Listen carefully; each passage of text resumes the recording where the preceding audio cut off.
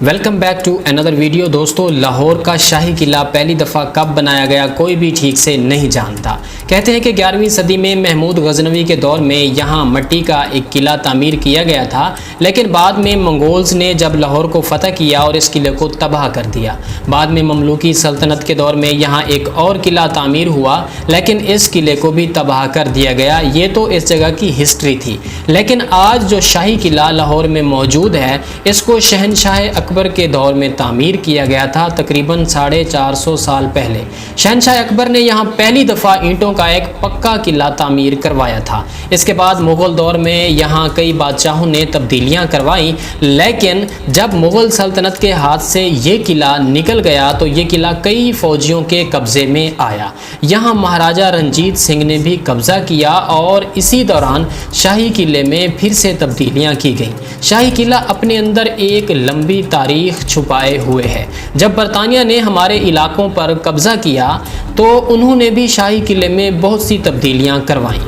یہاں ایک special hospital اور برطانوی فوج کے بیرکس بھی بنائے گئے تھے۔ بہرحال دوستو، یہ کہانی ہے شاہی قلعے کے اندر بنے ہوئے ایک عجیب و غریب کمرے کی۔ ایک ایسا کمرہ جس کی تاریخ بہت ہی بھیانک ہے۔ دوستو، کہتے ہیں کہ 1856 میں اس کمرے کو اسپیشل جیل کہا جاتا تھا۔ یہ وہ دور تھا جب ہمارے علاقوں پر برطانیہ کا راج تھا۔ برطانیہ کے خلاف جو لوگ آواز اٹھاتے تھے ان کو اسی کمرے کے اندر قید کر دیا جاتا تھا۔ نہ صرف قید بلکہ اس جگہ قیدیوں کو شدید ٹارچر بھی کیا جاتا تھا۔ کئی قیدی یعنی فریڈم فائٹرز اسی کمرے میں ٹارچر کی وجہ سے مارے بھی گئے تھے۔ دوستو، اس جگہ بہت مشہور لوگ بھی قید رہے تھے، جیسا کہ انڈیا کے پہلے پرائم منسٹر جواہر لال نہرو کو بھی اسی کمرے میں قید کیا گیا تھا۔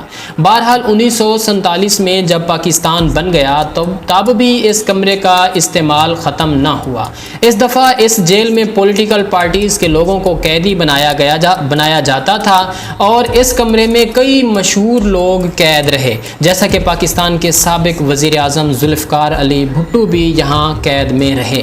پنجاب کے سابق چیف منسٹر حنیف رامے اور عوامی نیشنل پارٹی کے پریزیڈنٹ عبدالولی خان کو بھی اسی کمرے میں قید میں رکھا گیا تھا۔ اس کے علاوہ بھی اس کمرے میں پولیٹیکل پارٹیز کے ورکرز کو بھی قید میں رکھا جاتا تھا۔ بہت سے لوگ ادھر ٹارچر کی وجہ سے مارے بھی گئے تھے اور بہت سے لوگ پاگل بھی ہو گئے تھے۔ اس کمرے میں دن کے وقت بھی کوئی روشنی انٹر نہیں ہوتی تھی اور مغرب کے بعد تو اس کمرے میں خوفناک قسم کی آوازیں لگا کر رکھ دی جاتی تھی تاکہ قیدیوں کو مینٹلی ٹارچر کیا جا سکے اور ان کو ڈرایا جا سکے۔